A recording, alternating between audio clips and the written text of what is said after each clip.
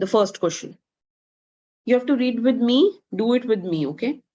The problem of scarcity exists in economics because. So we are asking, why is there a problem of scarcity? People have limited needs? No. People have unlimited wants, right? People have limited wants? No. All markets have shortages? No. Some markets can clear. There are limited resources to fulfill unlimited wants? Yes. Wants are unlimited and resources are limited. So the correct answer to this question is D, right? So all resources are scarce. Individuals and societies are forced to make choices about how they utilize resources. Okay? Resources are limited, right? And wants are unlimited, right? For example, let's take an example. There is only limited fresh water in desert, right? So we cannot fulfill unlimited water demand in the desert, right? So this is what it is about. That's the answer to the first question. Now let us go ahead to the next one. The basic economic problem of all countries is the existence of. So the basic economic problem of all countries is scarcity. That means that you have unlimited wants but limited resources. That's the problem of any economy. So scarcity is present in every economy. There are limited resources and no economy can fulfill unlimited wants from limited resources, right? And that's the reason why economy will face the problem of or the question of what to produce, how to produce, and for whom to produce, right? So the correct answer to this question is unlimited wants and scarce resources. इसीलिए सोचना पड़ता है कि क्या produce किया जाए. You have to think of what to produce. Come to the next question. The critical problem of economics is, so again, beta, the critical problem of economics is that you have limited resources and you have to distribute them to fulfill the unlimited wants, right? So actually, again, same he question है, wording अलग है. So the critical problem of economics is that you have to allocate scarce resources to satisfy unlimited wants. So wants are unlimited, right? Resources are scarce. So you have to allocate the scarce resources to fulfill unlimited wants. Better come to the next question. When one decision is made, there are alternatives that are not chosen. The next best alternative not selected is called. So we know that the next best alternative is called opportunity cost, right? So for example, when you have to go for a movie and the next best thing you can do with the movie money is maybe go to a restaurant to eat. So the opportunity cost is involved, right? That's the cost of the next best opportunity, cost of next best alternative, right? So answer is A. It is opportunity cost. Okay, come to the next question. Jiang prefers bicycling to running and he prefers running to swimming. So bicycling is preferred to running and running is preferred to swimming. If these are his only three choices, what is his opportunity cost of bicycling? So opportunity cost of bicycling is the cost of next best alternative. And the next best alternative that we have is running. So in this case, answer to this question should be C. It is running. Right? Come to the next question. Which of the following is an example of a resource? Wheat, oven, pizza. So beta, resource is anything. It can be wheat. Wheat is a land resource. It can be oven also. Oven is a capital resource. It can be used to cook pizza. It can be pizza also, is it? No.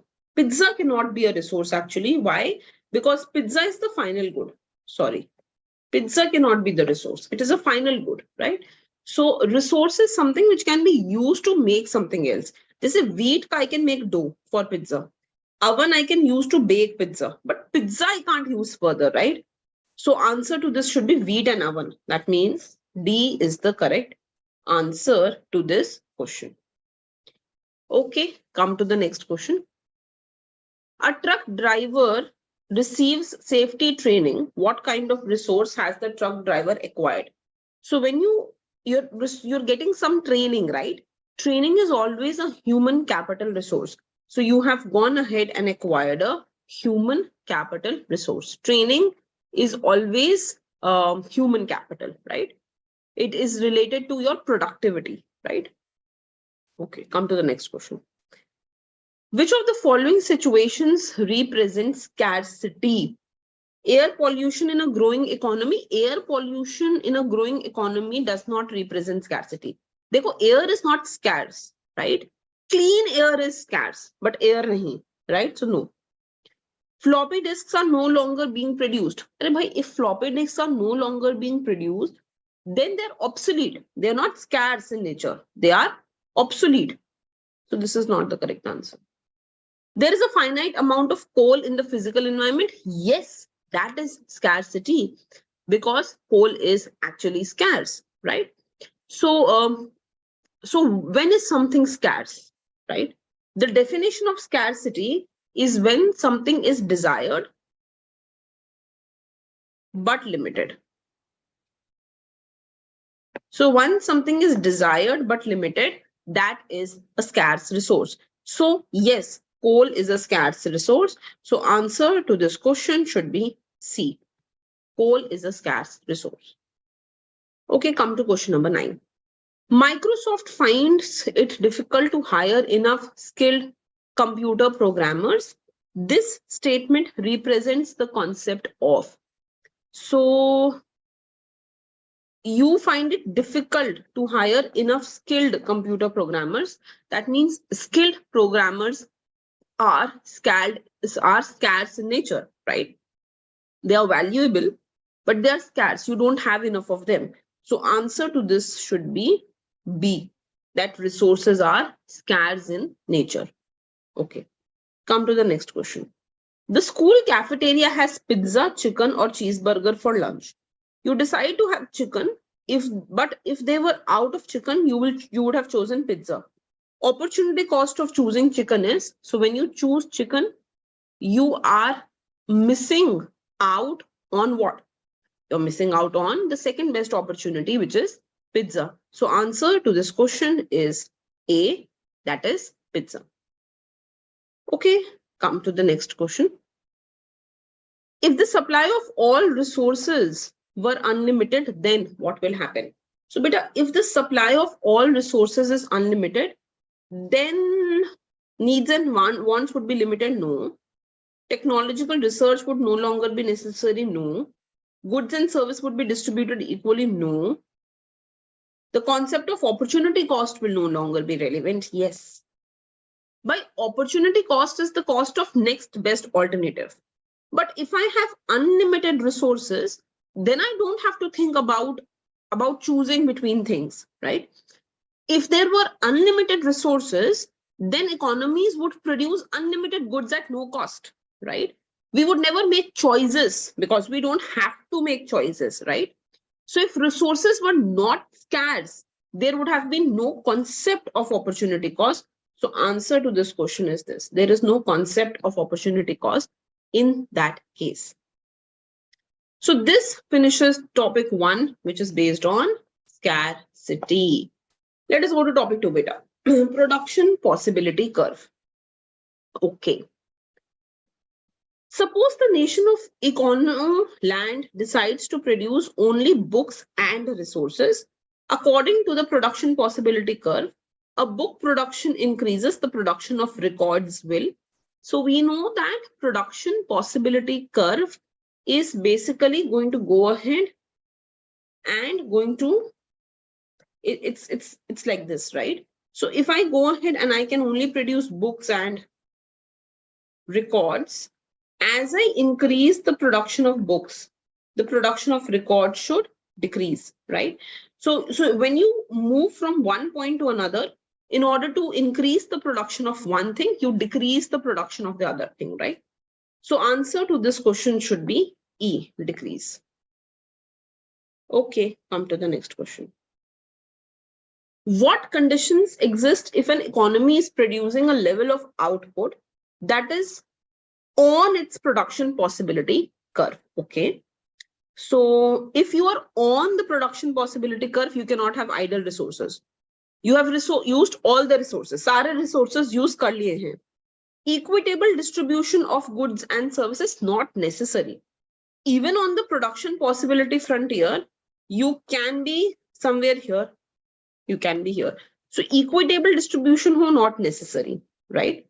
Inefficient resource ka use nahi. You're not inside the PPF, you are on the PPF, right? No idle resources and efficient use of resources. Correct. There is no idle resource left. You are on the PPC. So you are using it to the most efficient manner possible. Okay, come to the next question.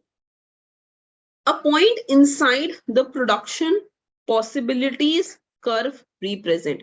So when you are inside the PPF, it means that you are inefficient, right? So clearly the answer to the question is inefficient. So you have to just remember, if you are inside the PPF, you are inefficient.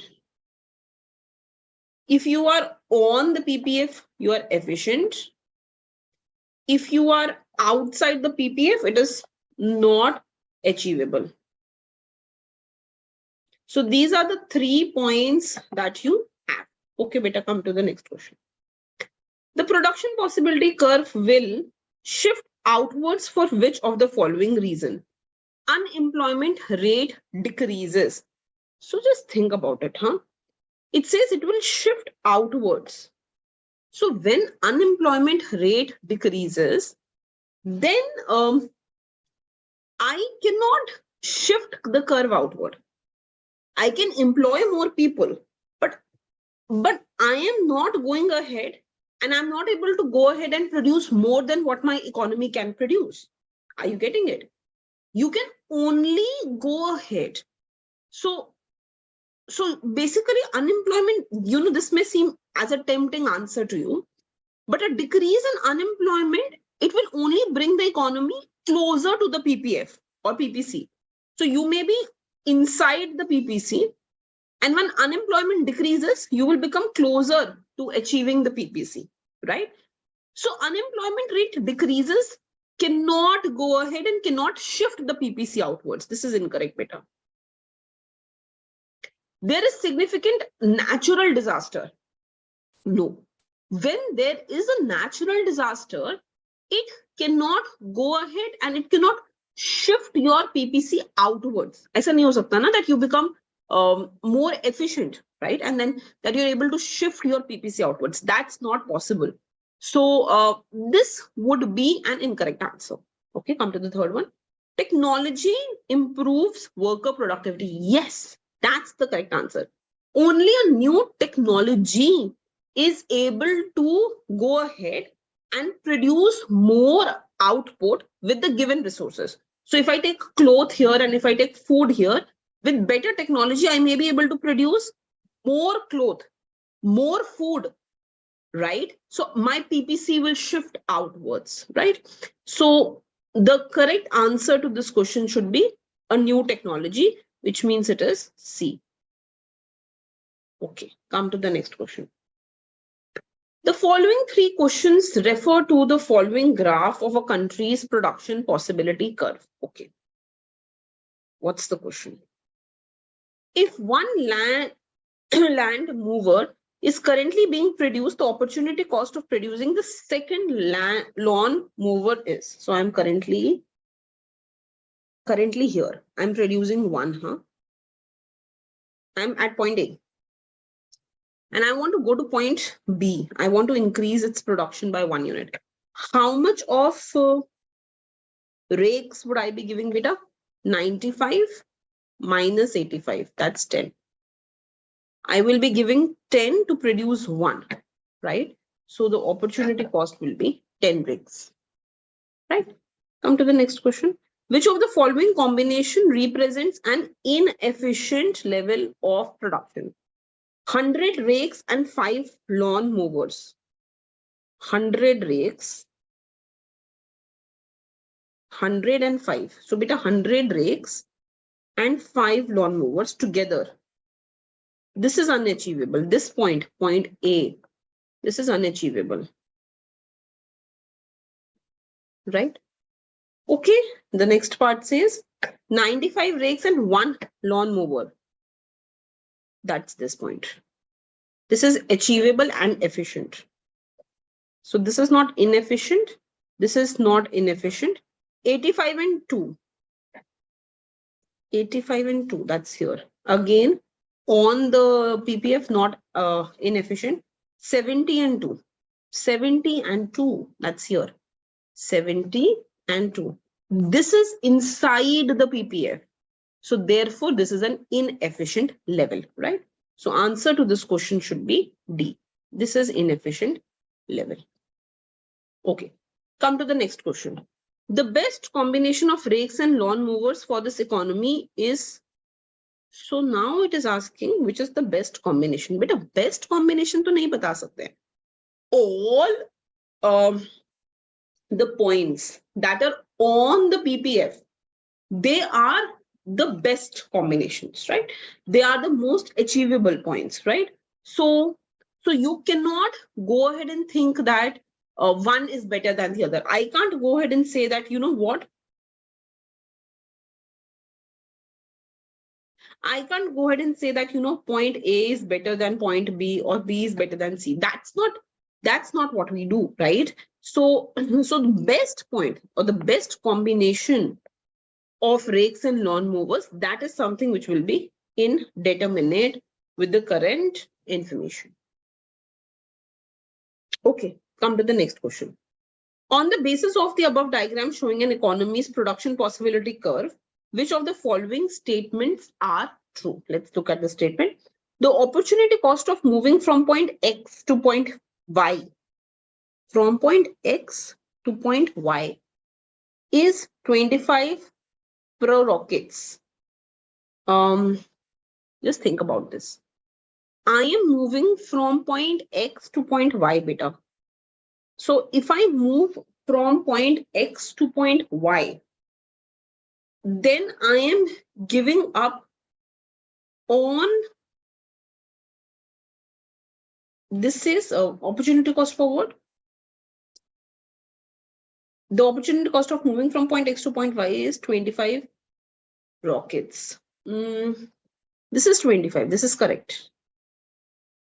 But you have to understand that I am not producing any of the other good, right?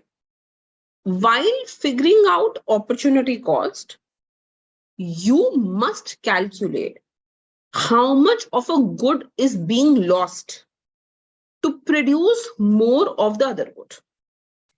For example, when you move from X to Y, to Z, from X to Z, right? You are increasing COGS and decreasing this. You are increasing good X and decreasing good Y. When you're moving here, one is increasing, another is decreasing. But when you go from point X to Y, your COGS remains the same. If this good remains the same, there is no opportunity cost. You're just reducing one, but not increasing the other. So this is incorrect. The opportunity cost from moving from point Z to X is 8 COGS.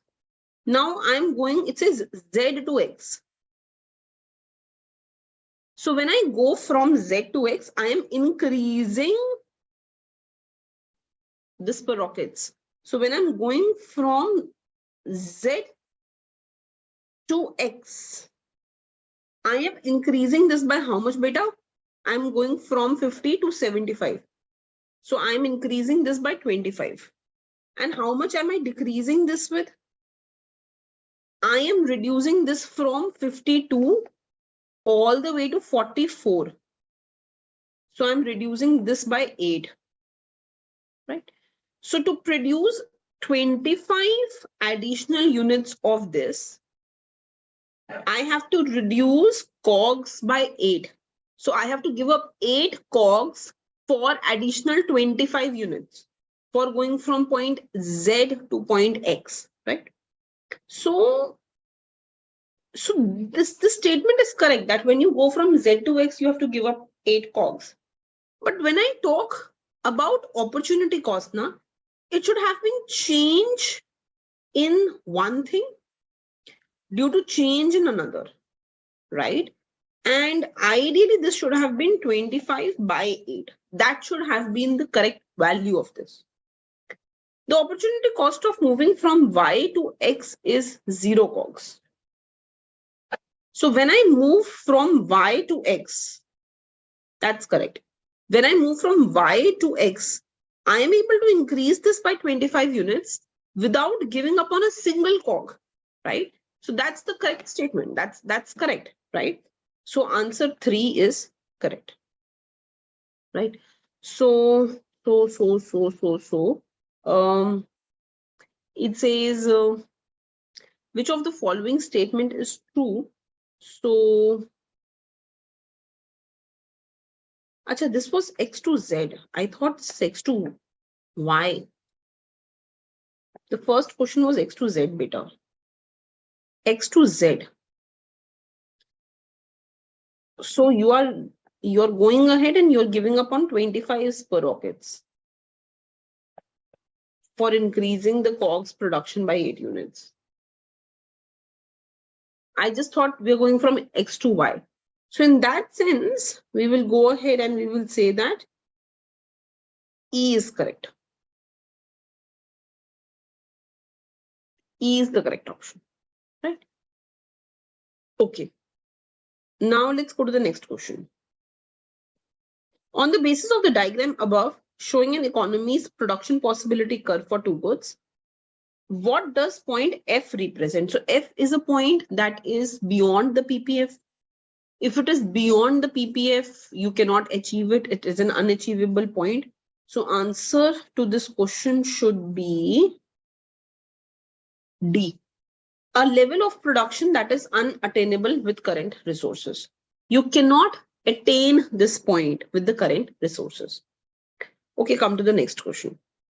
On the basis of the diagram above, showing an economy's production possibility curve for two goods, what does point E represent? E. That means you are inefficient. You are inside the PPF. So it should be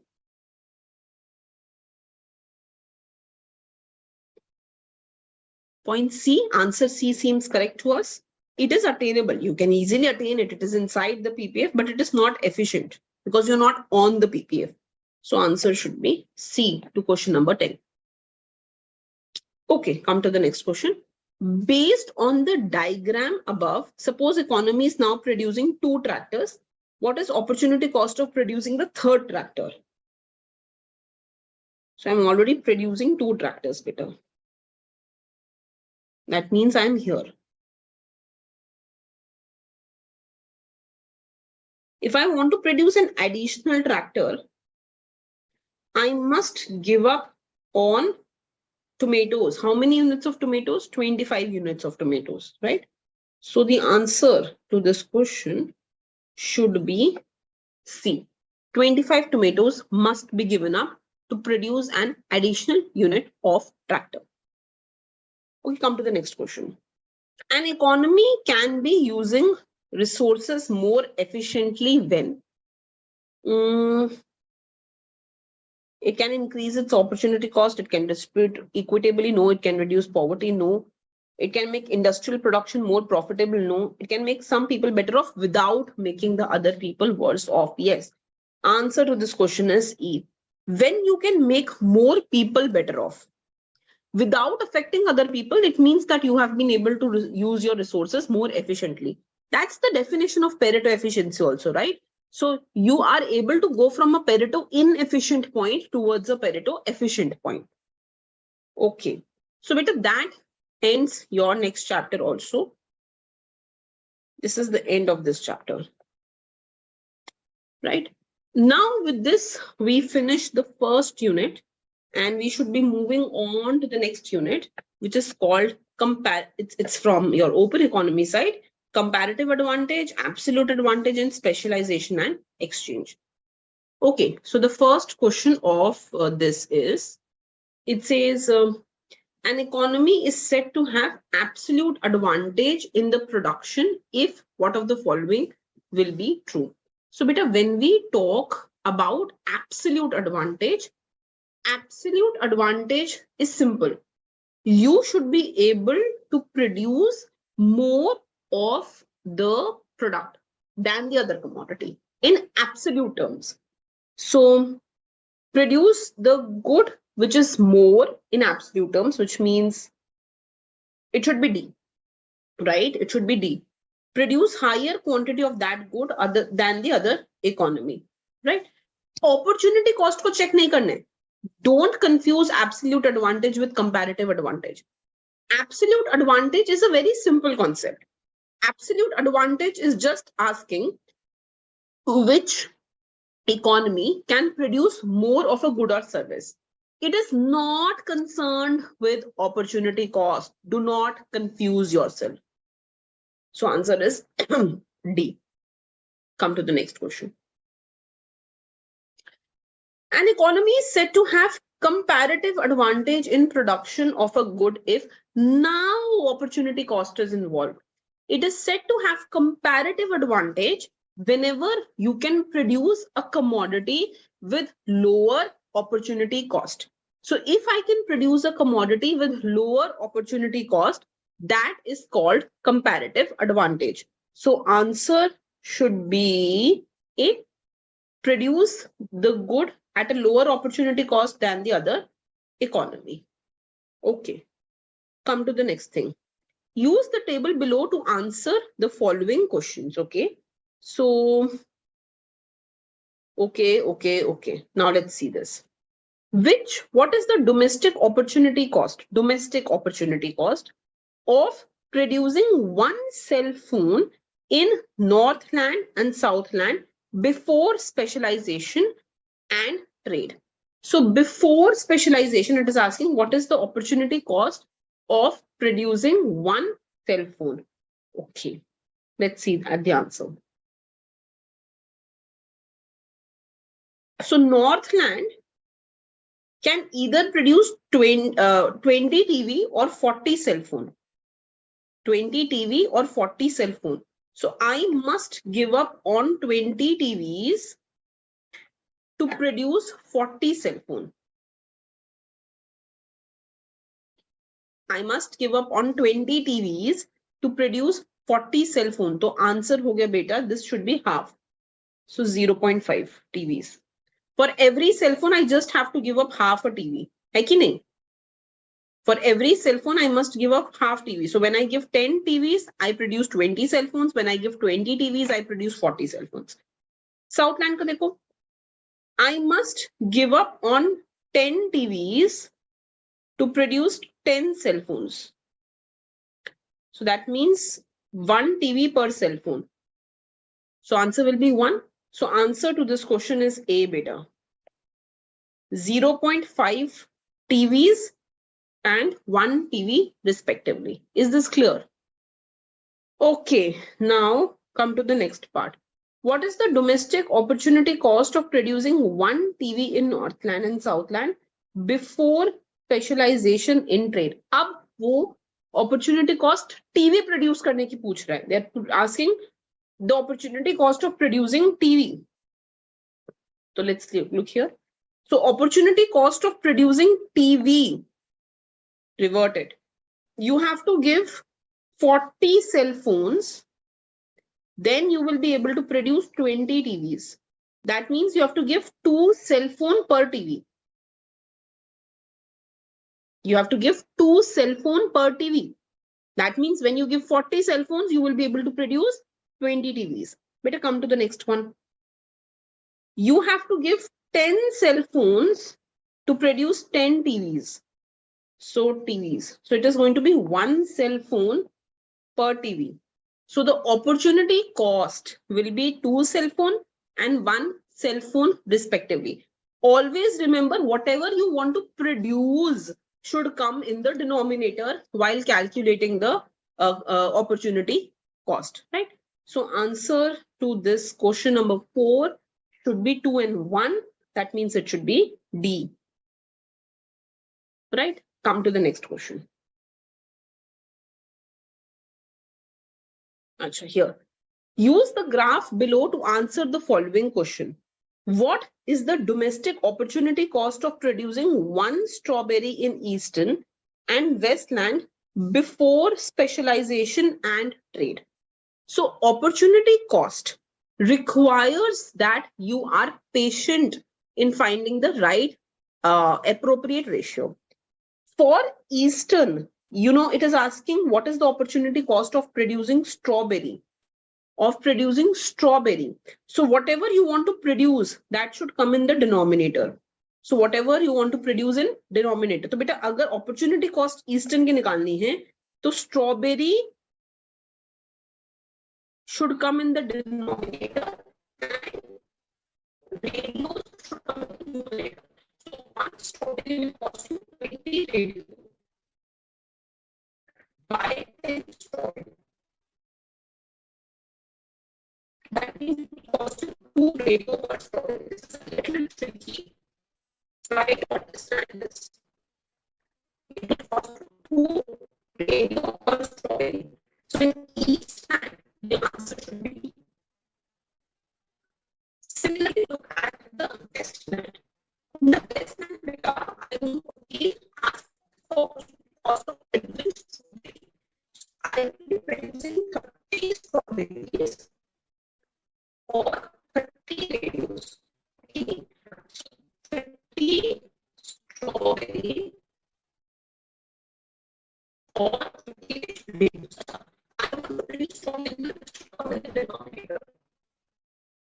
So that means I will give up 1 radio per 1 strawberry. When I increase the amount of strawberry, I will increase the production of strawberry. So answer should be 1. So the answer to this question should be D. D is the answer to this question. Can we come to the next question?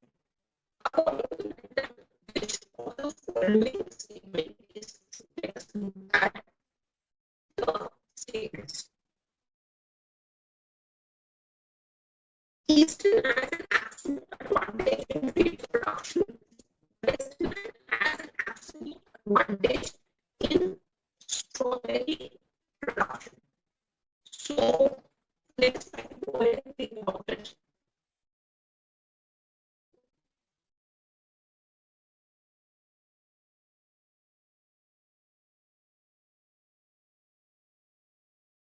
Okay, give me a moment, the voice is breaking, please.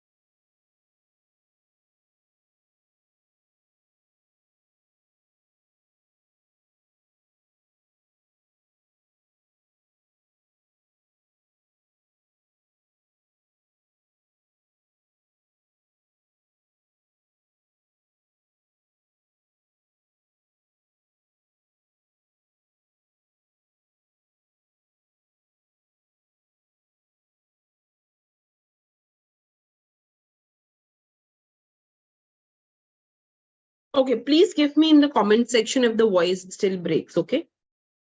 So let's look at the next question.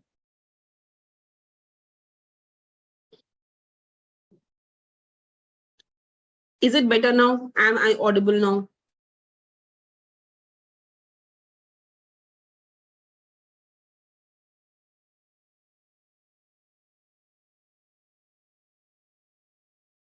Okay, please give me in the comment section if the voice still breaks.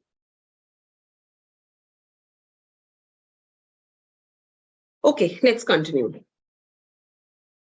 According to the diagram, which of the following statement is true? Eastern has an absolute advantage in radio production. Westland has absolute advantage in the strawberry production. So when we look here, beta, we see that Eastern had to go ahead and had to give up 2 radios to produce 1 strawberry. And Westland had to give up 1 radio to produce 1 strawberry. So Westland had to give up less radios to produce 1 strawberry, isn't it? So which means that Westland has comparative advantage in going ahead and producing strawberries, right? So from here, look here, beta.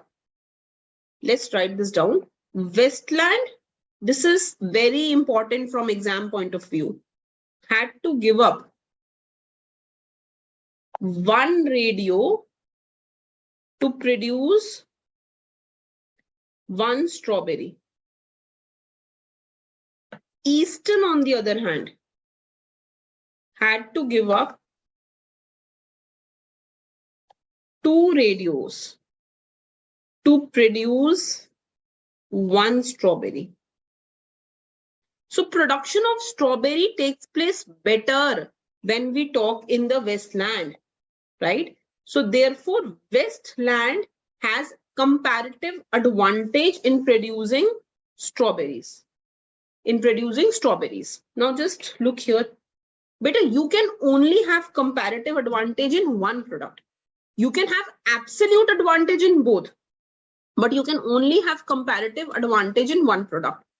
So if Western has a comparative advantage in producing strawberry, then Eastern automatically will have comparative advantage in producing radio. So therefore, let's look where that is coming. This is correct. Eastern has comparative advantage in producing radio. This is incorrect. Eastern has comparative advantage in strawberry is incorrect. Eastern has absolute advantage in radio is incorrect. So answer to this question is C. Westland has absolute advantage in production of both goods. Eastern has comparative advantage in radio production. Let us try to go ahead and think this a little more better. Look here. When you look at the production frontier of Westland, it is above Eastern. Because this is above Eastern, that means Western has absolute advantage in both products. When Eastern could produce 10 by putting all its resources to produce strawberry, Western could produce 30. When Eastern could produce 20 radios, if it puts all its resources, Western could produce 30. So Western has absolute advantage in both the products. Now talk about comparative advantage. We saw that Westland uses less, it has to give up less radios to produce strawberries. So along with having absolute advantage in both, Westland has comparative advantage in strawberries. Comparative can only be in one. So if Westland has comparative advantage in strawberry, that means that Eastern has comparative advantage in the other product, which means radio. This is the complete analysis that we have. Very important question. Okay, come to the next one, beta. Under what terms of trade would both Eastern and Westland find it mutually beneficial to specialize in trade? It will be mutually beneficial to engage in trade when the term of trade offers it a lower cost when trading than the good if it were to be produced itself. So let's write this down. This is again a very, very important question from a lot of exam point of view, from IGIDR, from Gokhale, from IIFT, IIFT, very, very important chapter. Okay. So CUET, others also, huh? But currently IIFT this definitely comes, and IGIDR. So an economy, let's write this down, beta. An economy will only engage in trade for a good when the terms of trade offer it lower cost when trading for the good than the cost if it were to produce the good itself. Now, if Eastland, देखो ध्यान से समझो, if Eastland were to produce strawberries itself, it had to give up 2 radios. 2 radio देता तो 1 strawberry बनती. So if it had to produce the good itself, it had to give up 2 radios. So if after trade, it has to go ahead and give less radios, right? Or for the same strawberries, it can get more radios, right? Then you will be going ahead and you will be having a comparative, I mean, you will be benefiting from trade. So before trade, he had to give up 2 radios to produce 1 strawberry. ठीक है जी. अब अगर मैं इसमें देखूं तो यहाँ पे तो 1 स्ट्रॉबेरी के अगेंस्ट 3 रेडियो देने पड़ रहे हैं इनकरेक्ट, क्योंकि before trade only I was giving 2 radios. 1 strawberry के अगेंस्ट 1 रेडियो, 1 स्ट्रॉबेरी के अगेंस्ट 0.5 रेडियोस, कौन सा होगा? So ideally you can think that all these 3 would be correct. यही लगेगा ना from eastern point of view.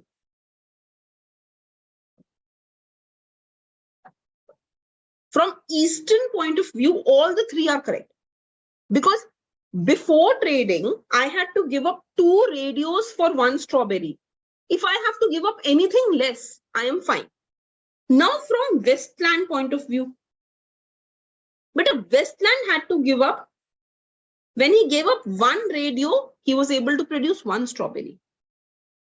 So he will want a better one now. Only then he will trade. So he will not go for 1 or anything less than 1 because he was already at 1. So the only option which is mutually beneficial to both is B. So answer to this question is B. This is very good question, beta.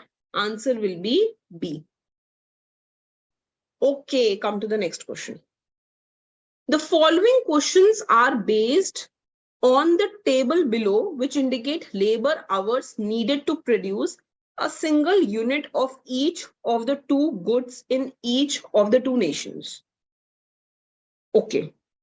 If labor is the only factor used to produce the good in each nation, what is the opportunity cost of producing 1 unit of lobster?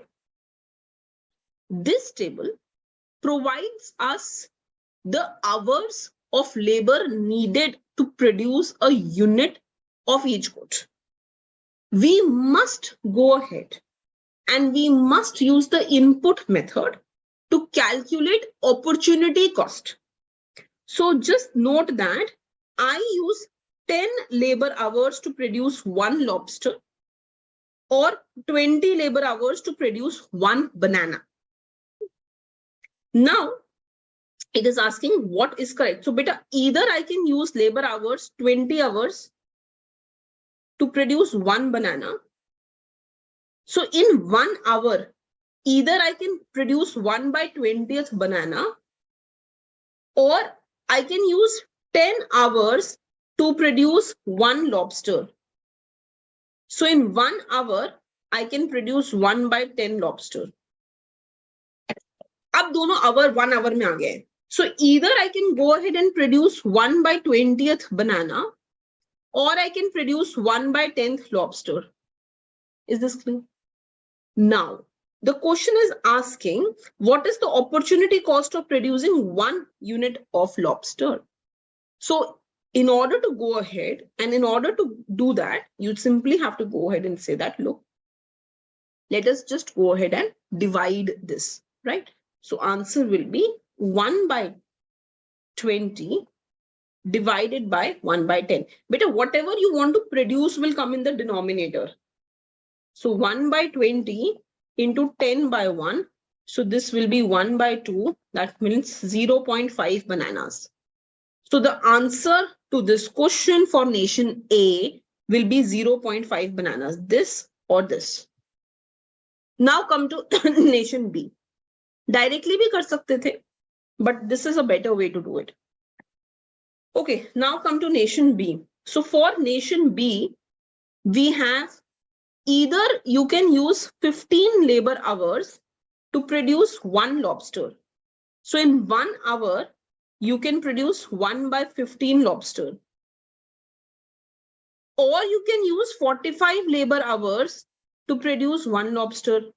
1 banana. So in 1 hour, you can produce 1 by 45 banana. Now it is asking opportunity cost of producing 1 unit of lobster. So lobster hours will come down. So 1 by 15 will come down and 1 by 45 will go in the numerator.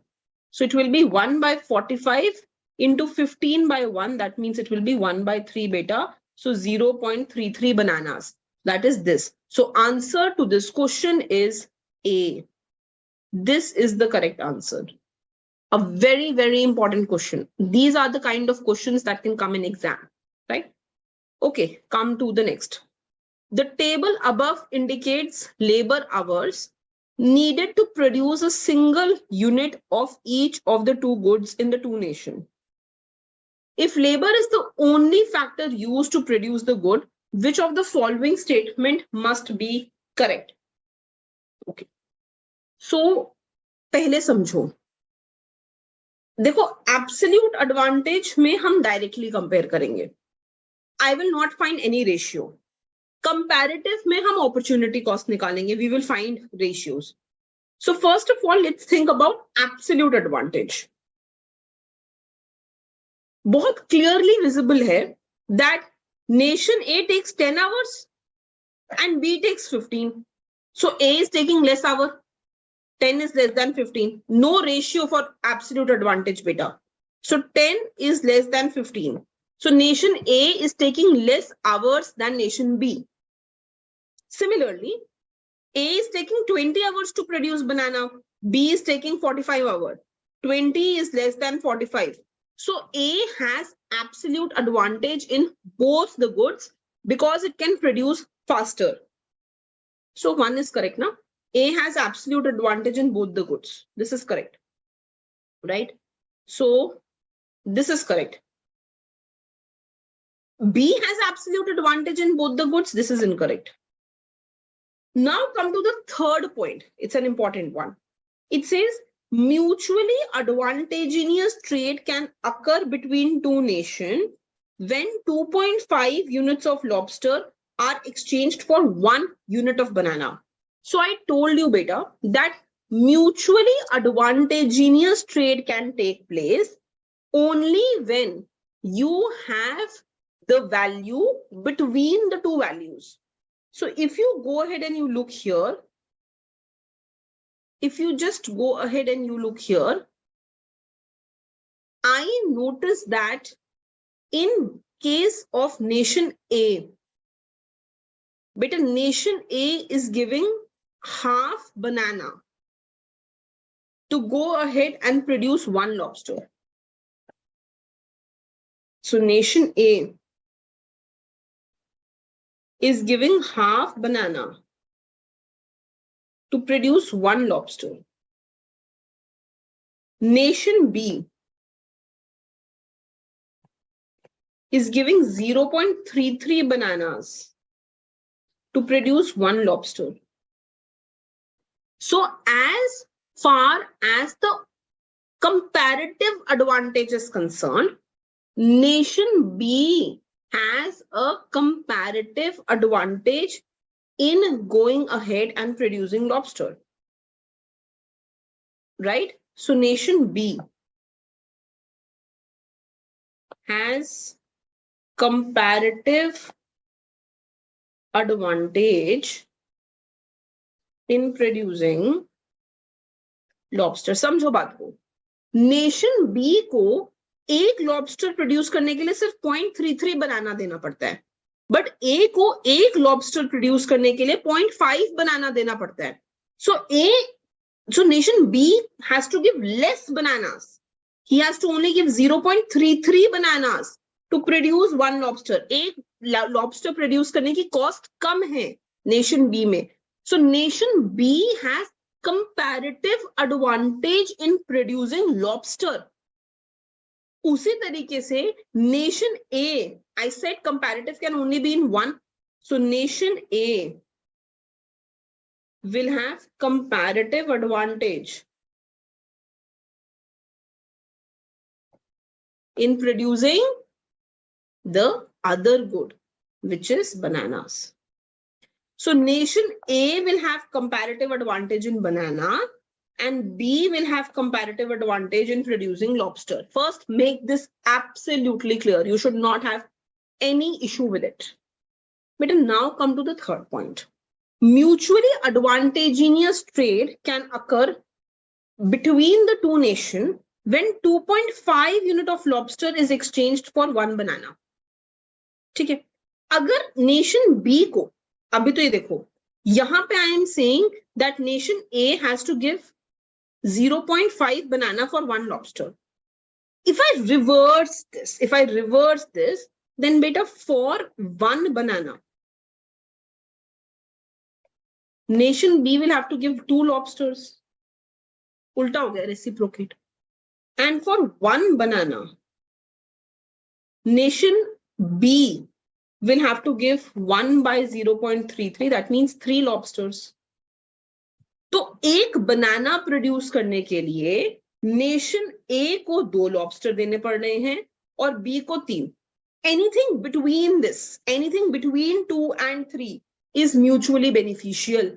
And this is what we are getting here. 2.5. So yes, this is correct. So answer to this question is that 1 and 3 are correct statement. Very, very tricky questions hote hain ye. You have to use your entire patience to solve this question. So 1 and 3 are correct. Okay, come to the next one, beta. If Northland and Southland were to specialize and trade, Northland would find it advantageous to, okay. We are not given any table, is it? Or did I miss out on the table? You can leave this question because I have not given any table here. I just missed out on giving the table.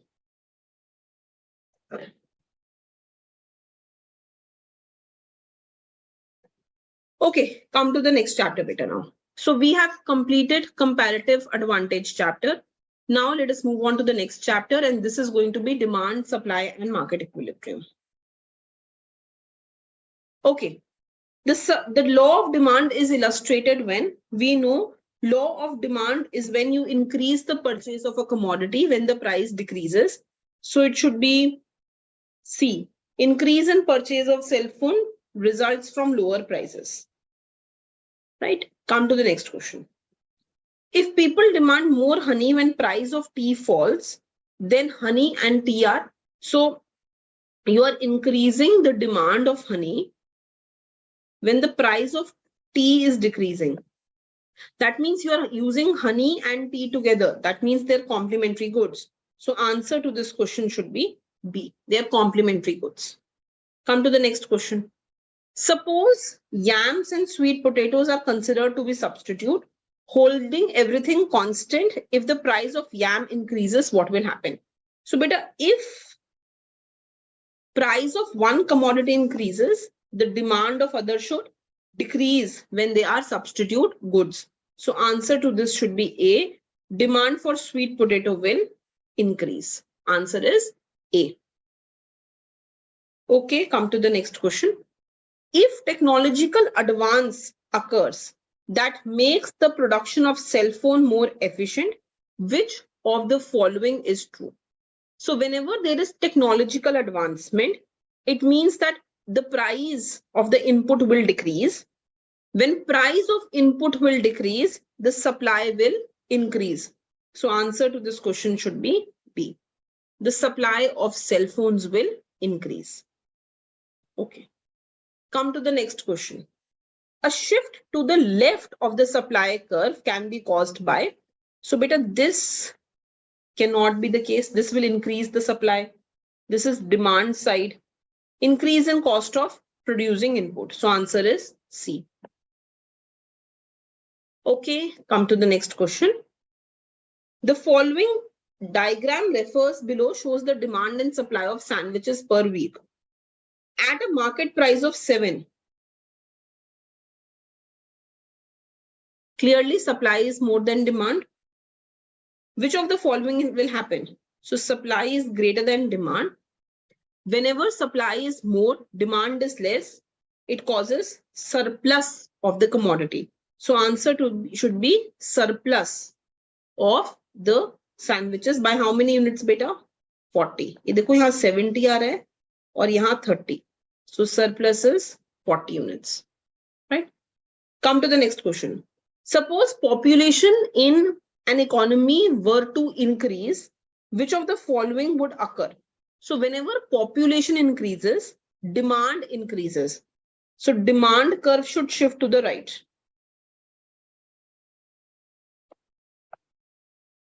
And if that happens, then your quantity will increase and price will also increase. Right? So answer to this question should be price will increase, quantity will increase. Quantity supply भी increase होगी ना, movement along the supply curve. So this is also correct. So answer should be E. All the three options are correct. Come to the next question, beta. Which of the following changes will definitely result in an increase in both equilibrium price and quantity of the good? So I want to increase both price and quantity. So look at the first one. When supply increases and demand increases, but it doesn't mean that price will change. Na? Price can remain the same. So no, that's incorrect. Look at the next one. When supply increases and demand does not change. Oh, sorry. This is D, D dash, and S. When supply increases and demand does not change. So beta, if supply is increasing and demand is not changing, price will decrease. Na? I cannot increase the price. Look at the third one. This is also incorrect. The third one says when supply is unchanged and demand increases. So this is demand, supply. Supply is unchanged and demand increases. Huh. That will increase the quantity also and increase the price also. So C is correct. Answer to this question is C. Okay, that's the end to this part also. Now we begin with the next part. It is called macroeconomic issues, business cycle, unemployment, inflation, growth. Let's look at the first question of the day. Okay, it says a recession is described as a period. So beta, recession is any period when the unemployment is high, output is reducing. That is what recession refers to. So a period of falling output and employment is called recession. So answer to this question should be E. Come to the next question. In a typical business cycle, the business cycle peak is followed by, so whenever we have a peak in the business cycle, it is followed by a downward flow. And it's followed by down. I mean, it's followed by a recession, right? So answer will be A.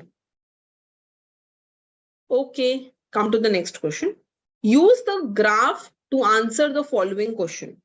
In the above diagram of the business cycle, the movement from point A to B is called A to B.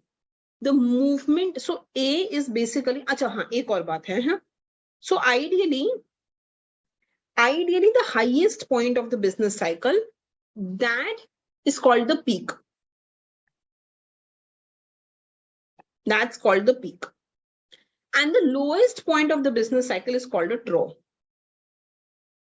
Right? When you move from peak to trough, that movement is a contraction of the economy, where GDP is decreasing, right? So when you move from peak to trough, that movement is a contraction in the economy, right? So answer to this question should be B. This movement from peak to trough, this is called contraction of the economy. Right? Okay, come to the next question. The alternation between expansion and contraction is called the, we know, that's the business cycle. So the term for that is business cycle. Okay. Economic expansion is typically associated with which trend? So when we talk about economic expansion, whenever the economy will grow, whenever it will expand, it is followed by, in expansion, unemployment decreases, output increases. So it is followed by decreasing unemployment, increase in real GDP. This is what the trend you will see in expansion, right? So answer to this question should be B, falling unemployment rate. Okay, come to the next one. In a command economy, who determines what to produce and how much to produce? So if it is a command economy, it is a dictatorship, right? So it is dictated by the central authority, right? Rather than the market. So answer to this question should be B, by central planning agency. Okay, come to the next question. Which of the following problems definitely exist in economic recession? So in a recession, you will see unemployment, definitely. In a recession, you will see underutilization of the resources, definitely. In a recession, you will not see inflation, definitely. Beta, dhyan se samjho. Recession mein unemployment is falling, is increasing. Employment is falling. So according to the Phillips curve, when unemployment increases, inflation should decrease, right? You should have deflation, not inflation. If you have unemployment plus inflation, that is called stagflation. Stagflation. That is not recession. Recession is unemployment, fall in output, but fall in prices also. So 1 and 3 are correct, which means D. D is the correct option. Okay, come to the next question. Okay, so we end this topic here. So we have ended 4 topics by now. Okay, the next is measurement of economic performance, national income accounting by topic 1, which is circular flow of income. Let's look at the question. In a simple circular flow diagram, households dash goods. So households will always buy the good and they will sell their services. So answer should be B. Households will buy the goods and serve, and in return sell their labor, right, to the firms. So answer is B. According to the circular flow model, which of the following statement is true? So circular flow model, households are demanders in both markets? No. Households are demanders in the product market and suppliers in the factor market? Yes. Households demand product and supply factors. So B is correct. Okay, come to the next question. Which of the following is not a part of household's income? Wages are there, profit is there, rent is there, interest is there. Saving is not income, beta. Okay, saving does not represent income. Saving represents proportion of the income which you don't spend. It's not the income. So income can be either saved or consumed, but saving itself is not income. So answer B is incorrect. That means this is what the answer should be. Okay. Use the diagram below to answer the following questions. Let us have a look at the questions. According to the circular flow diagram, how does the government fund its spending? So look here. This is the government. The government can fund its spending by taking money from household in the form of taxes. So the correct answer to this question should be D. According to circular flow of income, what is the GDP of this economy? So let's go back to the question. Beta, what do you see as the GDP of this economy? Dekho zara. You can add, so I can find out GDP of this economy using the income method. And using the income method, GDP should be wages plus profit or dividend plus interest plus rent. So wages ho gayi, wages, profit, rent and interest ek saath hi aa gaya as 700. So the GDP of the economy should be 700. So answer to this question would be C, 700. According to the circular flow diagram, what is the GDP of this economy? Why is this asked again? I think so.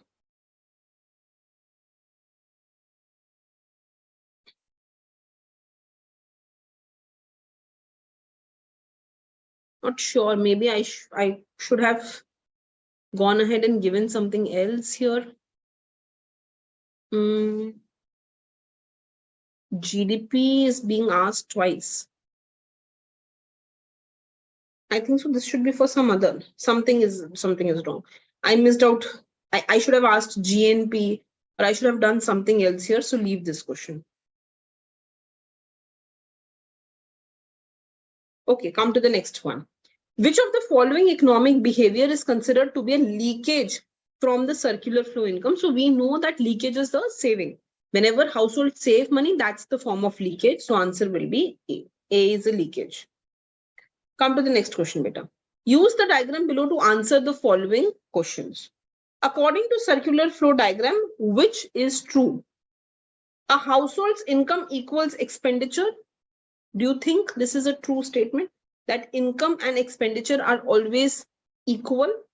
Well, we know that this is why GDP method can be used. That income method and expenditure method are the same, right? So this is correct. A government's income equals to its expenditure. Income and expenditure are always equal. So this is also correct. Net exports are 75.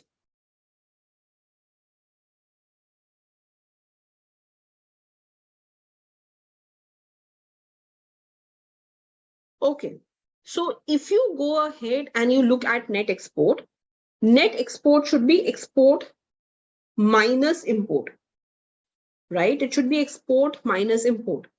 Exports are 75.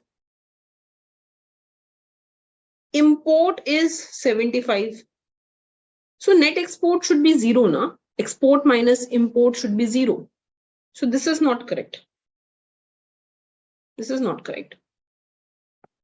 Rest we can prove. If you see government is spending 75.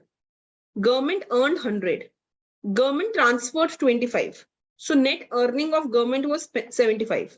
So revenue 75 hua और spending भी 75 की हुई. So this is correct. है ना? यहाँ से भी prove हो रहा है. So the only thing which does not make sense in that case is the last point. Right? Is the last point.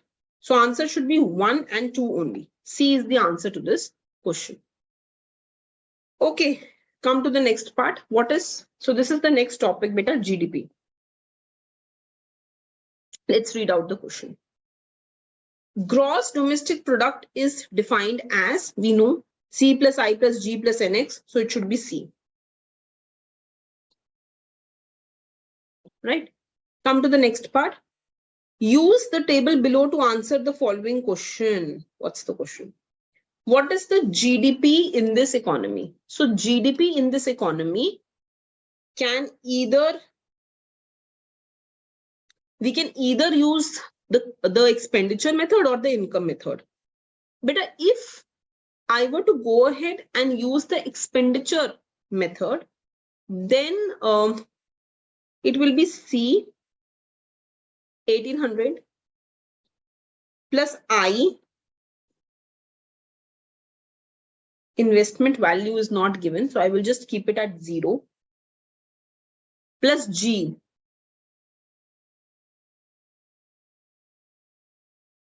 this is import, this is export, this is unemployment benefit, this is interest, this is G, this is sales tax, this is R, and this is I. So I is 400. I is 400. So I is 400. C, I, G, G is 1100. N, X. So export is 100 and import is 200. So NX will be minus 100. This is your GDP of the economy, right? So it will be 3200. So the GDP of this economy will be 3200. So answer to this question will be B. Beta, you could have used the income method also to find GDP of the economy. So you could have done that wages plus profit or dividend plus interest plus rent. That is the GDP of the economy. You could have done that. Be sure in that case that you exclude the sales tax and unemployment benefit if you use this method. ये नहीं आएगा कहीं पे भी and unemployment benefit भी नहीं आएंगे. You should get the same answer of 3200. Okay, come to the next question. In an economy with GDP of 4000, income from wage is 1200, rent is 1100, interest is 1000. What is profit equal to? Very simple. So GDP will be wage plus rent plus interest plus profit.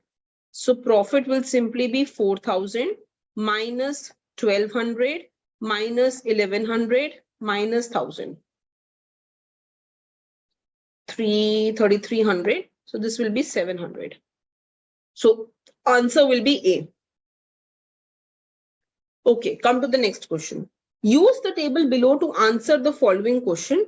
C is 600. And it is asking, according to the data above, how much of gross domestic product is the result of government spending? So that means how much is the how much GDP is due to G? That is what the question is asking. So please understand this thing.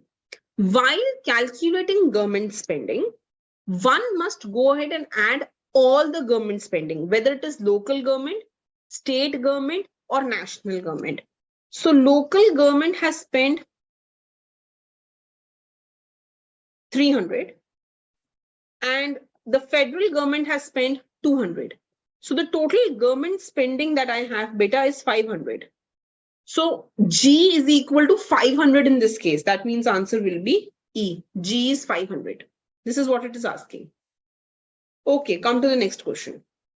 According to the data in the table above, what is the value of net export? So net export is export minus import. So 20 minus 40 will be minus 20. So answer to this question will be minus 20. B. Right? According to the data above, what is the GDP of this economy? Nikaldo, it's very simple. So C is 600. I is 300. C plus I plus G is 500. And NX is minus 20. So 6, 11, 14, 1400 minus 20, 1380. So answer to this question should be 1380. That is the answer is C in this case. Okay, come to the next question. A farmer sells cucumbers to a food processor for 1.5 per pound. The food processor makes the cucumber into pickle and sells at 2.5. The grocery store sells each jar of pickle for 3. How much do these transactions add to GDP? So we know that whenever we talk about GDP, GDP is always the last value, right? It is always the last value. Or value added method se kar lo, value at each level. So in that sense, the GDP of the economy is just 3. Because it is including everything. It includes everything that we have, right? So answer to this question should simply be B. That's the answer to the question. Okay, so we have finished the basics of GDP. Let's go ahead and take the next topic. This is going to be components of GDP. So the question is, which of the following examples is classified as consumption spending that would be counted towards US GDP this year? Beta US पे focus नहीं करना, किसी भी country के GDP पे focus करना. Okay, the purchase of computer by an accounting firm, the purchase of computer by a police department, by a high school student, by, let's go ahead and take the next this is going to be components of the purchase of computer produced in the US by German student, the purchase of a used computer. इनमें से कौन से it says would count towards the GDP of the country, right? Now, each item is purchased, right? But to be included in this year's GDP, it must be produced within your country, right? First of all. So it must be produced within the domestic frontiers of your country, right? At the same time, it must be new, right? It must be purchased new. It must be purchased by private individual, right? And private use. Otherwise, तो वो intermediate good बन जाएगा ना? If I am purchasing as an accounting firm, I am using it to do something, right? So it must be produced within domestic frontiers. It must be a new product. It must be produced by a private individual for private use. So all this is satisfied only by point number C. So answer to this question is C. Come to the next question. Which of the following is an example? Examples is classified as investment spending that would be counted toward this year's GDP. So again, I have told you, beta, purchase of home built in 1927, no. It should be produced this year. Purchased a new dishwasher for her apartment. No, that's also not correct. Purchased a new luxury car. Pierre purchased a new luxury car. This is not an investment. No. AIS company purchased 9,000 shares. No. Investment does not include financial assets like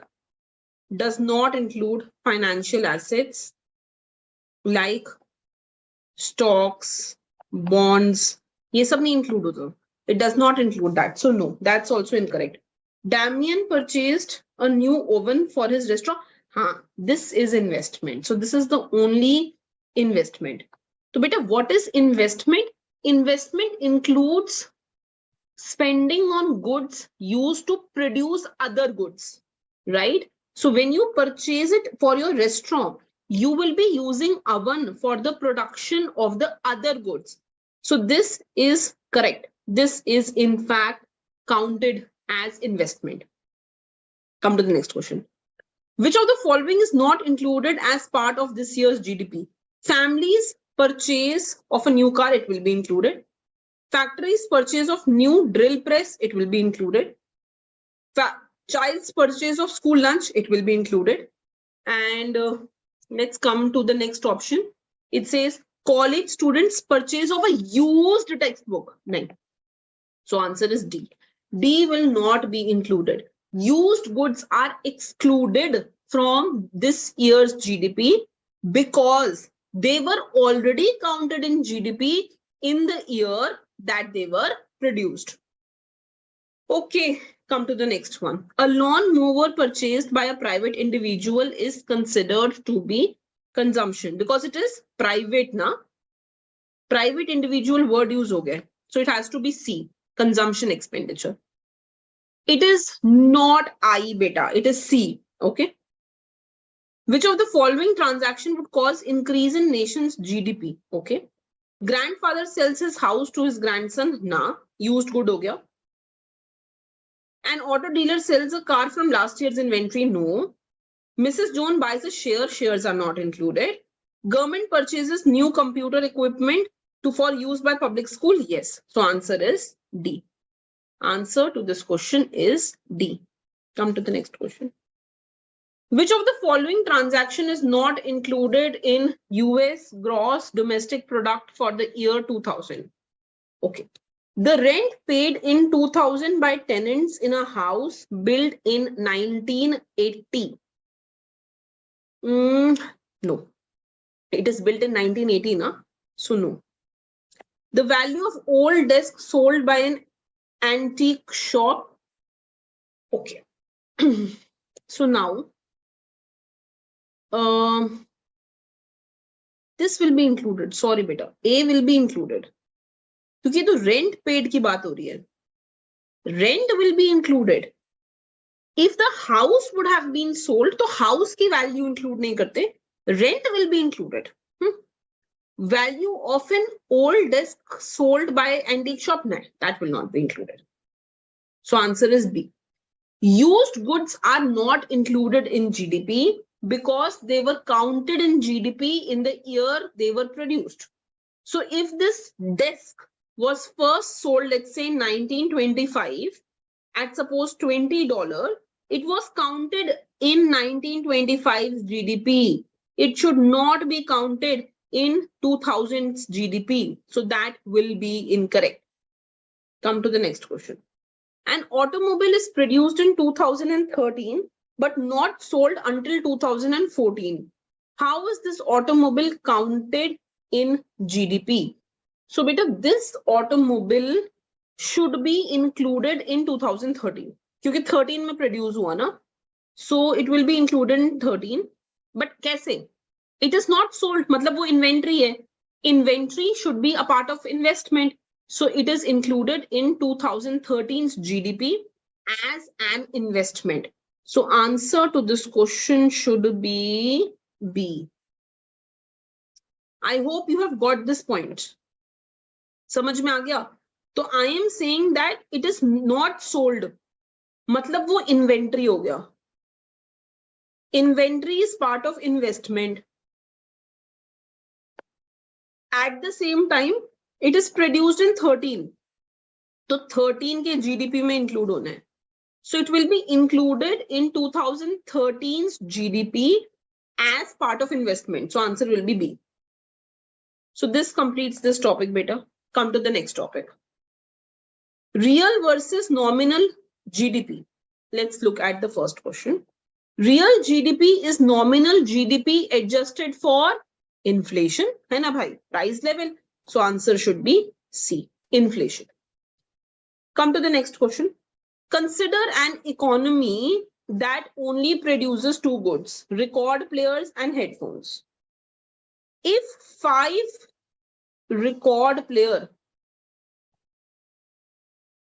are sold at $20 each and 10 headphones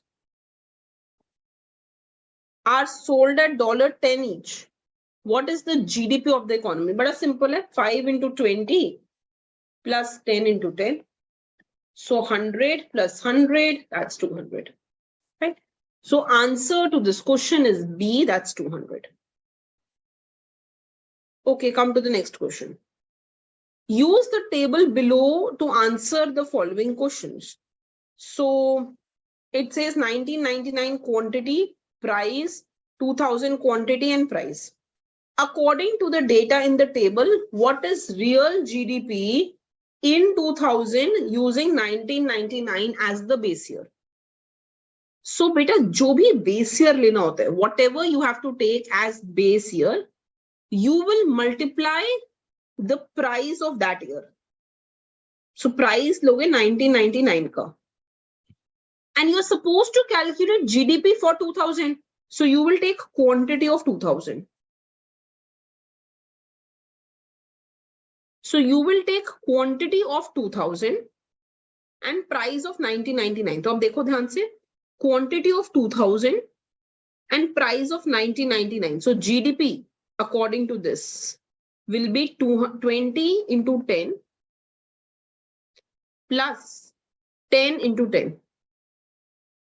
Right? So it will be 200 plus 100, that will be 300. That will be 300. So answer to this question is C, 300. Come to the next question. If nominal GDP produced is increasing at 8% per year and real GDP is increasing at 4%, which of the following statement is true? So nominal GDP is increasing at 8% and real at 4%. So this means that price must be increasing. है कि नहीं? Inflation भी तो आ रही है. So nominal GDP 8% पे, real सिर्फ 4% से grow हो रही है. मतलब prices are also growing at 4%. So price level is increasing. So answer should be A. Okay. Come to the next question. If real GDP for a given year is 1000 and nominal GDP is 1500, then GDP deflator is. So beta, GDP deflator is nominal by real into 100. 1500 by 1000 into 100. So 150. So GDP deflator should be C. That should be 150. Okay, beta, come to the next question. If nominal GDP of economy increased in 2000 relative to previous year, it must be true that in 2000. So beta, nominal GDP is price into real GDP. So if this is increasing, it can be because price increased. It can be because output increased or both increased.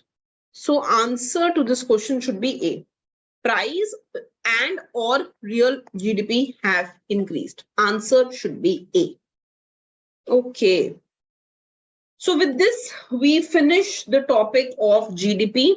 And now we have the next topic coming up, which is inflation measurement and adjustment. In this, the first topic that we want to cover, beta, is called price indices. Let us have a look at this question. What does the consumer price index? So beta, as you would know, all of you have this book on your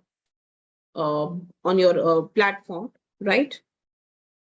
And whoever has enrolled for the course, they have it on the platform. But this is just some part of this book, huh? The book is huge, right? Remember? So I, of course, cannot do all the AS, AD, IS, LM part today. But I would like all of you to do this entire book before you sit for the IGIDR exam. It's an important book, right? So before you go ahead and you sit for the exam, all of you should be going ahead and should be taking a note of this book and should be doing this thoroughly. we are still covering this topic, right? But I may not still be able to do all the topics today. It is very difficult to take you through all those questions. So just make sure that you go through the book.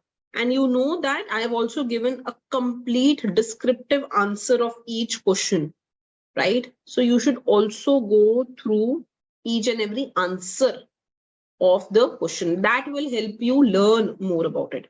So to be very frank, if you look at it, beta, we have this, right? So we have the first topic as basic economic concept. And this basic economic concept has scarcity. It has PPF, production possibility frontier. It has comparative advantage. It has demand and supply. And it has business cycles. This is the first topic. इसके अंदर ये सारे सब topics हैं. We have covered all of this in today's recording. Right? Then the second topic, which is important, is measurement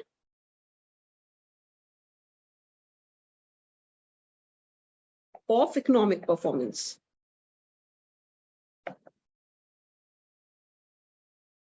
In that, we have national income account.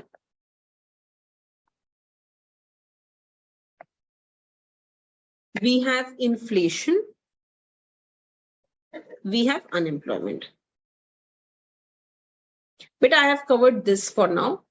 We have started with inflation. अभी हम consumer index and all की बात करें, that's part of inflation. Then beta, after this, if you look into the book, after this you have national income, in which you have AD, AS, equilibrium. Then you have financial sector questions.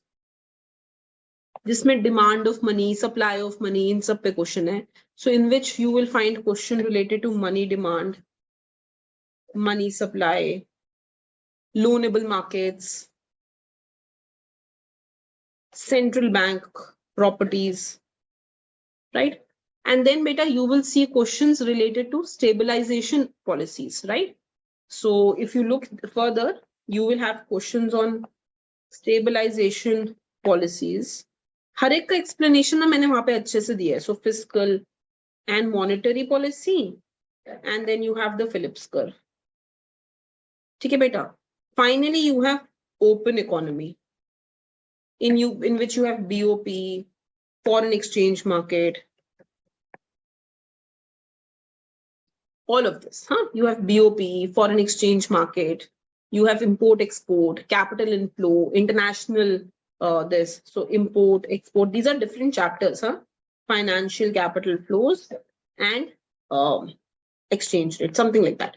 4 chapters are there. So beta, this is the entire booklet that is provided to you on your study with the study material, right? So we have still tried to cover this, and this.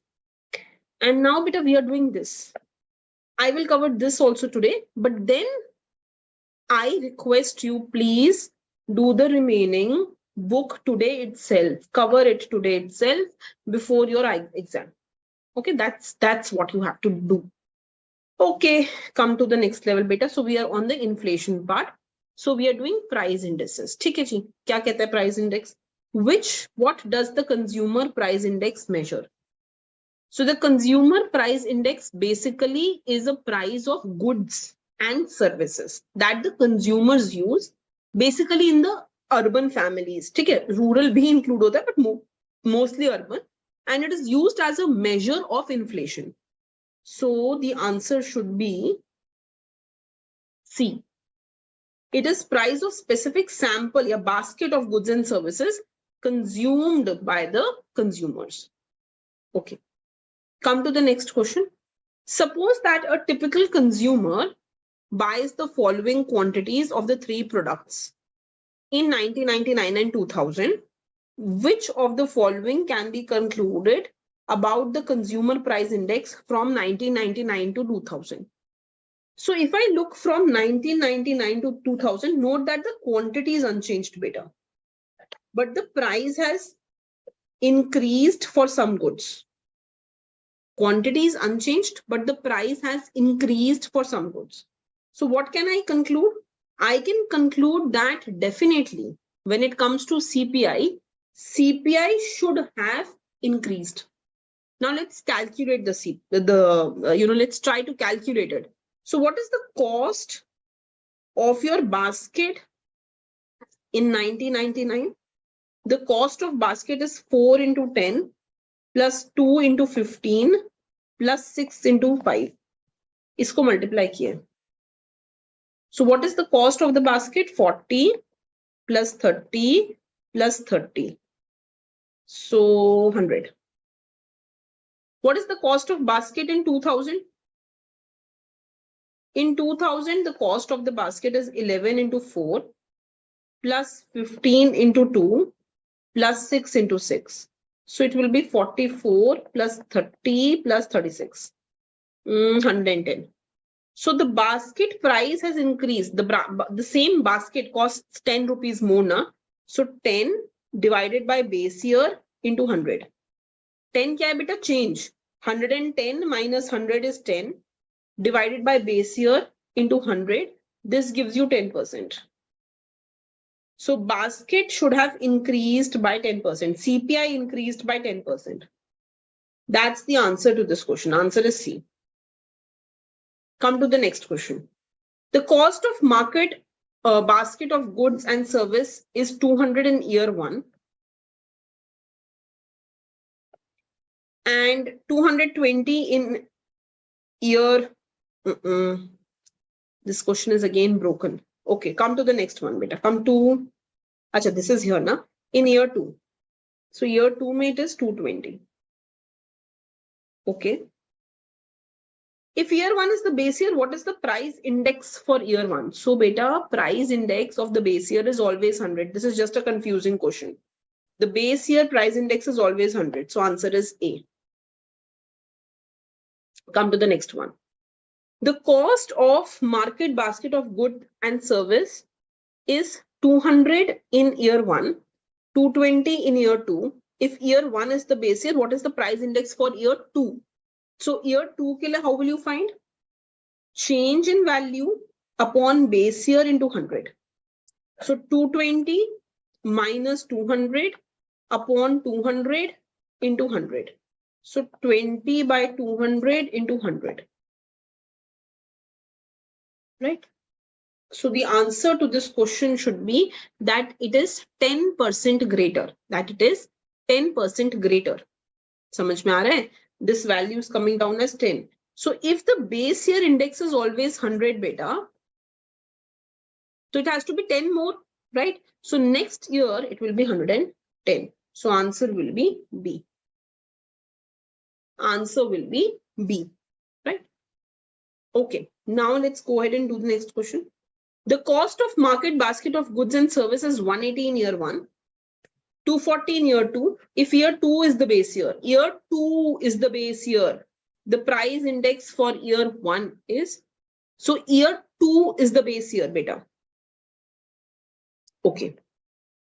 So how can you go ahead and do this question? So another formula of this is basket of price in whichever year you want to calculate.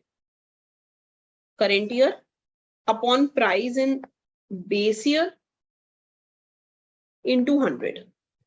तो current year में, current year ही हमारा year 1 है, is 180. Base year is 240. This is what it says now. Into 100. So 6 3s are, 6 4s are, 25. This will be 75. So answer to this question should be A, 75. So another way to calculate this is beta basket price in the current year by base year into 100. ये याद रखना है, ठीक है? Okay, come to the next question. Use the following table to answer the following questions. The rate of inflation from year 2 to year 3 is, so inflation rate is calculated as consumer price index in the current year minus consumer price index in the previous year upon consumer price index in the previous year into 100. So consumer price index in the current, kahan se ja rahe hain hum? We are going from year 2 to year 3. So year 2 to year 3. So in year 3, it is 110. In year 2, it is 100 upon 100 into 100. So this will be 10%. So answer to this question should be A, 10%. Okay, come to the next question. The rate of inflation from 4 to 5 is, so from year 4 to year 5. So 150 minus 125 upon 125 into 100. So 25 by 125 into 100. So this will be 5. So this will be 20%. So it should be 20%. That means answer should be, did I make some mistake here? From year 4 to year 5 should be 20%. Just have a look, beta, if I've made some mistake here. I don't think there is any. 150 minus 125 is 25. Divided by 125 is 1 by 5. Into 100, that should be 20%. So we will keep the answer as 20% here, rate of inflation. Right? Okay, come to the next question. If consumer price index increases from 100 to 200, which of the following is true? So beta, if consumer price index is doubling, मतलब market basket जो है, जो आप goods खरीदते हो, whatever you buy, the value of that has doubled, right? So all prices in the economy on an average, जो consumer basket है, उसके लिए double हो चुके हैं. So answer to the question should be the price in the average consumer basket have doubled. All नहीं, सिर्फ उनके जो basket के अंदर goods हैं, उनके prices double हुए हैं. So the consumer price index, it measures price of market basket of selected goods, and only for those goods the price would have doubled. Okay, had it been GDP deflator, that is taken by the total price of the basket of good in one period and dividing it by the total price of the same basket in another period. Yaad rakhna hai, theek hai? Okay, so come to the next question. If market price of goods and services 90 in the base year and 135 in the current year, what is the value of the GDP deflator? Again, so let's find out. So GDP deflator will be current year by base year into 100. So these are 4, 5, 15. It should be 150 beta. So answer to this question is E, 150. Okay, come to the next question. In particular year, the nominal GDP was 100, while real GDP was 80. What is the GDP deflator? So GDP deflator can also be written as nominal GDP by real GDP into 100. So